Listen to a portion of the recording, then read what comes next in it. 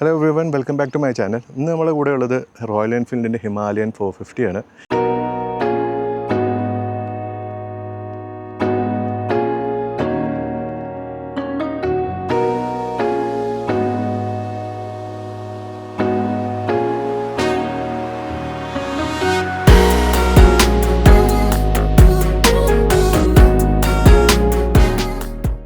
ഇപ്പോൾ ഇന്ത്യയിൽ അവൈലബിൾ ആയിട്ടുള്ളതിൽ വെച്ച് ഏറ്റവും നല്ലൊരു മെഷീനാണ് കേട്ടോ ഇത്.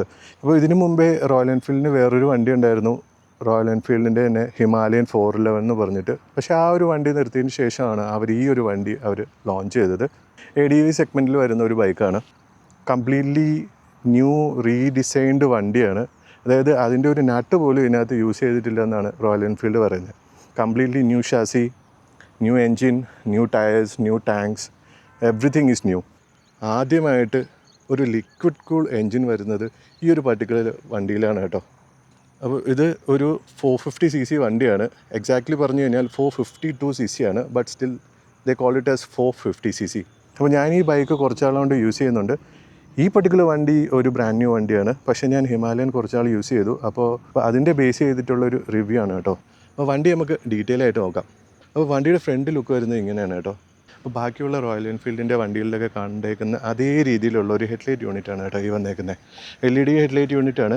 എൻ്റെ ഫ്രണ്ട് നടുക്കായിട്ട് ഒരു റോയൽ എൻഫീൽഡിൻ്റെ എംബ്ലം എല്ലാം കൊടുത്തിട്ടുണ്ട്. സൈഡിലായിട്ട് LED ഇൻഡിക്കേറ്റേഴ്സാണ്. ഒരു 3 ബൾബ് വരുന്ന ഒരു LED ഇൻഡിക്കേറ്റേഴ്സാണ് കേട്ടോ കൊടുത്തേക്കുന്നത്. നല്ല പ്രകാശമുള്ള ഇൻഡിക്കേറ്റേഴ്സാണ്. പിന്നെ ഈ ഒരു ഗ്രില്ലെന്ന് പറയുന്നത് ഒരു ആഫ്റ്റർ മാർക്കറ്റാണ്. റോയൽ എൻഫീൽഡിൻ്റെ തന്നെ കുറേ ആക്സസറീസ് വരുന്നുണ്ട്. അതിനകത്തും ഇതേ കണക്കുള്ള ഒരു ഗ്രില്ല് വരുന്നുണ്ട്. പിന്നെ ഒരു വിൻഷീൽഡ് വന്നിട്ടുണ്ട്. ഇത് ആക്ച്വലി ഒരു ടൂറിംഗ് വിൻഷീൽഡാണ്. ഇപ്പോൾ സ്റ്റാൻഡേർഡായിട്ട് വരുന്നത് ചെറിയൊരു വിൻഷീൽഡാണ്. അപ്പോൾ ഇത് അതിനെക്കാട്ടി കുറച്ചും കൂടെ പൊക്കമുള്ള ഒരു ആക്സസറി ആയിട്ടാണ് ഇത് വരുന്നേക്കുന്നത്. പിന്നെ ഒരു കാര്യം എന്ന് വെച്ച് കഴിഞ്ഞാൽ ഇപ്പോൾ ഒരുപാട് ആക്സസറീസ് ഈ ഒരു വണ്ടിക്ക് വേണ്ടിയിട്ട് റോയൽ എൻഫീൽഡ് ഇറക്കുന്നുണ്ട്, ഇൻക്ലൂഡിങ് പാനിയേഴ്സ്, ടോപ്പ് ബോക്സ്. പിന്നെ എടുത്തു പറയാനുള്ളത് ഈ ഫ്രണ്ടിലൊരു ബീക്കാണ്. അപ്പോൾ ഇതൊരു ഓഫ് റോഡ് വെഹിക്കിൾ ആയതുകൊണ്ട് തന്നെ അതിനനുസരിച്ചാണ് കേട്ടോ ആ ഒരു ബീക്കും കൊടുത്തേക്കുന്നത്. പിന്നെ താഴെ ഈ ഒരു മഡ് ഗാർഡ് ഇത്ര വരെ വന്നിട്ടുള്ളൂ, ഫുള്ളി കവേർഡ് അല്ല. കാരണം എന്ന് വെച്ച് കഴിഞ്ഞാൽ ഒരു ഓഫ് റോഡ് വെഹിക്കിൾ ആയതുകൊണ്ട് തന്നെയാണ്. അപ്പോൾ അടുത്ത് പറയാനുള്ളത് ഇതിൻ്റെ സസ്പെൻഷനാണ്. രണ്ടും ഷോവിൻ്റെ സസ്പെൻഷനാണ്. ഫ്രണ്ടിൽ അഡ്ജസ്റ്റബിൾ അല്ല, ബട്ട് ബാക്കിൽ നമുക്ക് അഡ്ജസ്റ്റ് ചെയ്യാൻ പറ്റും. 320mm USD ഫോക്സാണ് ഫ്രണ്ടിൽ കൊടുത്തേക്കുന്നത്. 200mm ട്രാവലുണ്ട് സസ്പെൻഷന്. അപ്പോൾ സസ്പെൻഷൻ പ്രൊട്ടക്റ്റ് ചെയ്യാൻ വേണ്ടിയിട്ട് ഫ്രണ്ടിലൊരു ഇതൊക്കെ കൊടുത്തിട്ടുണ്ട്. പിന്നെ എടുത്ത് പറയാനുള്ളത് ഇതിൻ്റെ വീൽസാണ്. അപ്പോൾ ഇത് നമുക്ക് കസ്റ്റമൈസ് ചെയ്യാൻ പറ്റുന്ന ഒരു സാധനമാണ്. അപ്പോൾ ബൈ ഡിഫോൾട്ട് വരുന്നതെന്ന് വെച്ച് കഴിഞ്ഞാൽ നോർമൽ സ്പോക്ക് വീൽസാണ്. അപ്പോൾ ഇത് എന്ന് പറയുന്നത് ഒരു ട്യൂബ്ലെസ് സ്പോക്ക് വീൽസാണ്.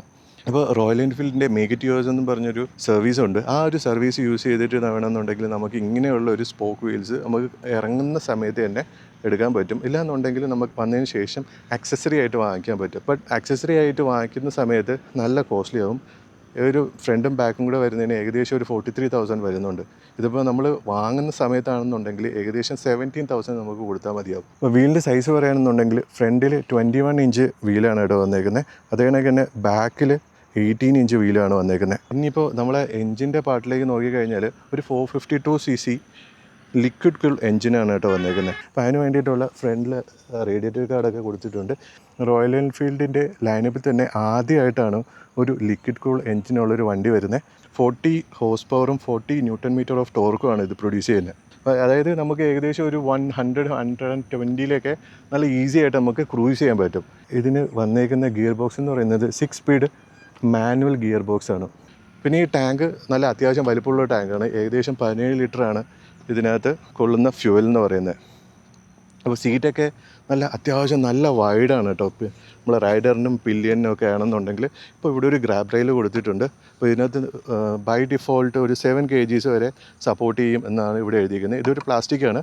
അപ്പോൾ ഇൻ കേസ് നമ്മളിപ്പോൾ ഒരു റോയൽ എൻഫീൽഡിൻ്റെ ആക്സസറി ആയിട്ടുള്ള ടോപ്പ് ബോക്സിനൊക്കെ പോകണമെന്നുണ്ടെങ്കിൽ ഇതെല്ലാം മാറിയതിന് ശേഷം അവർ ഇതിന് വേണ്ടിയിട്ടൊരു സെപ്പറേറ്റ് ടോപ്പ് റാക്കെല്ലാം അവർ ഡിസൈൻ ചെയ്തിട്ടുണ്ട്. അതിവിടെ ഫിറ്റ് ചെയ്യും. പിന്നെ ഇതും ഒരു ആഫ്റ്റർ മാർക്കറ്റ് ആക്സസറിയാണ്. ആഫ്റ്റർ മാർക്കറ്റ് അല്ല, റോയൽ എൻഫീൽഡിൻ്റെ തന്നെ ആക്സസറിയാണ്, സൈഡ് സ്റ്റേ. അപ്പോൾ നമുക്ക് പാനിയേഴ്സൊക്കെ ഉണ്ടെന്നുണ്ടെങ്കിൽ ഇവിടെ ഫിറ്റ് ചെയ്യാൻ പറ്റും.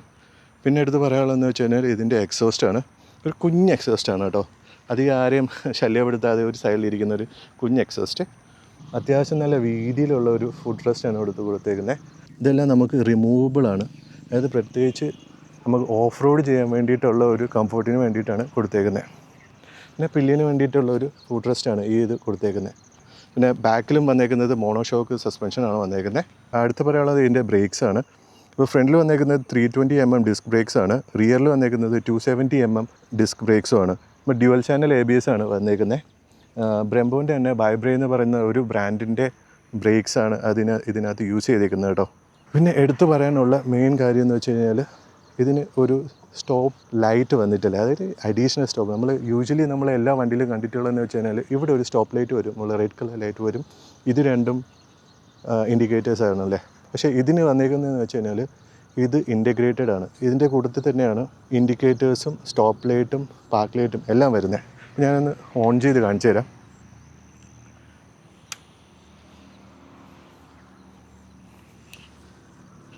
എത്രത്തോളം വിസിബിൾ ആണെന്ന് അറിയത്തില്ല, കാരണം ഈ വെട്ടത്തിലെടുക്കുന്നതുകൊണ്ട് അറിയാൻ പറ്റത്തില്ല. പിന്നെ അടുത്തൊരു ഇമ്പോർട്ടൻറ്റ് കാര്യം എന്ന് വെച്ച് കഴിഞ്ഞാൽ ഈ സീറ്റ് നമുക്ക് ഹൈറ്റ് അഡ്ജസ്റ്റബിൾ ആണ് കേട്ടോ. ഇത് ഓപ്പൺ ചെയ്ത് കഴിഞ്ഞാൽ ഇതിനകത്തൊരു ചെറിയൊരു ലിവേഴ്സ് വരുന്നുണ്ട്. അത് നമുക്ക് പൊക്കയും തകയും ചെയ്ത് കഴിഞ്ഞാൽ നമുക്ക് ഇതിൻ്റെ സീറ്റ് ഹൈറ്റ് നമുക്ക് അഡ്ജസ്റ്റ് ചെയ്യാൻ പറ്റുന്നതാണ്. അപ്പോൾ ഇത് ഓൺ ചെയ്ത് വരുമ്പോഴത്തേക്ക് ഹിമാലയൻ എന്നുള്ള ലോഗോ എല്ലാം വരുന്നുണ്ട്. അപ്പോൾ ഇതിന് 2 രീതിയിൽ ഡിസ്പ്ലേ ഉണ്ട് കേട്ടോ. ഇതിപ്പോൾ കാണിച്ചിരിക്കുന്നത് ഒരു ഡിജിറ്റൽ രീതിയാണ്. പിന്നെ ഇതിൻ്റെ കൂട്ടത്തിൽ തന്നെ ഒരു അനലോഗ് ഡിസ്പ്ലേ ഉണ്ട് കേട്ടോ. രണ്ടിലും ഇൻഫർമേഷൻസ് എല്ലാം സെയിം തന്നെയാണ്. അതായത് ഇവിടെ ക്ലോക്കുണ്ട്, ഇവിടെ ടെമ്പറേച്ചറുണ്ട്, പിന്നെ സൈഡ് സ്റ്റാൻഡും നമ്മളെ ഗിയർ ഇൻഡിക്കേറ്റേഴ്സും ഫ്യൂവല്, പിന്നെ സ്പീഡ്, RPM മീറ്റർ, അങ്ങനെയുള്ള കാര്യങ്ങളെല്ലാം ഇവിടെ ഉണ്ട്.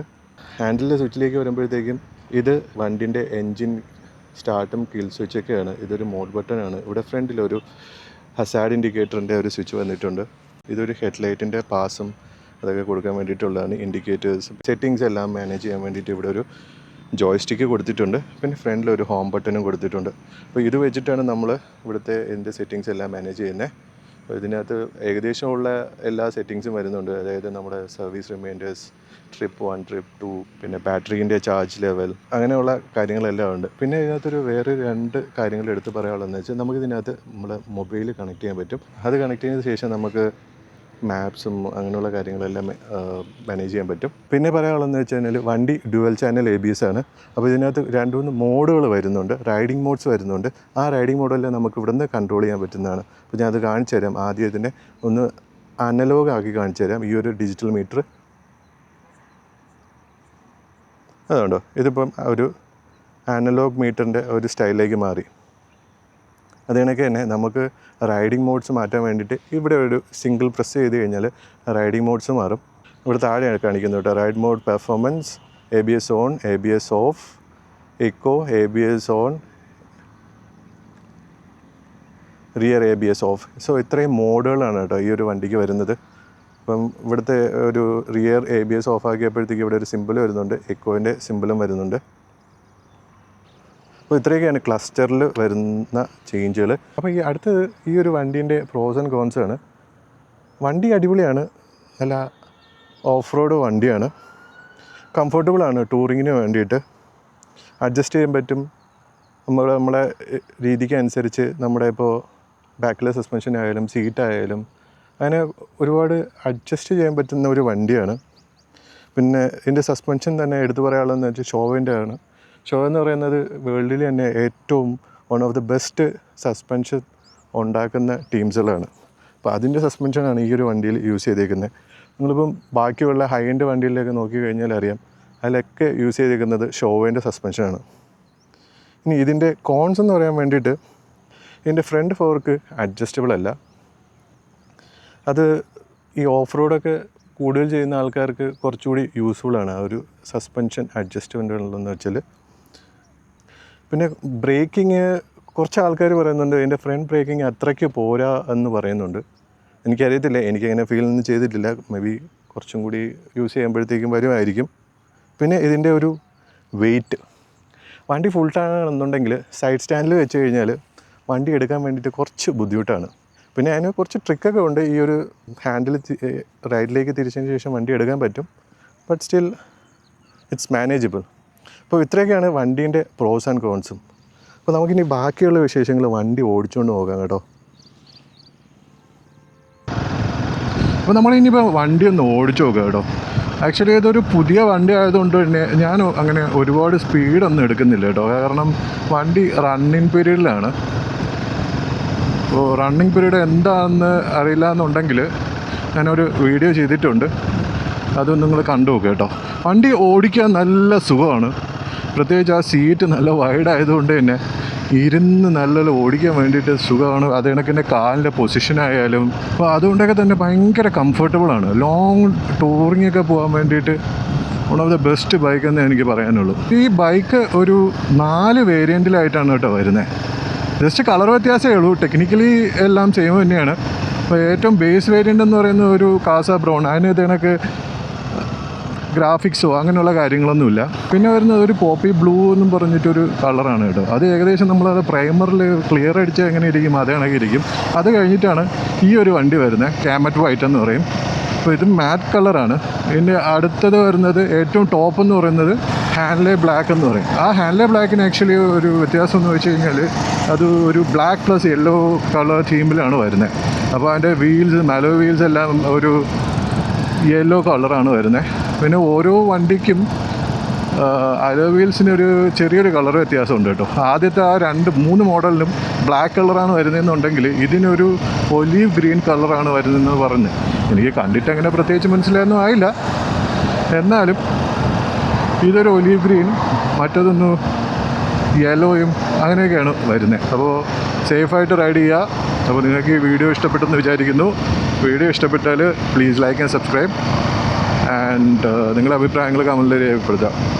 അപ്പോൾ താങ്ക്സ് ഫോർ എവ്രി വൺ.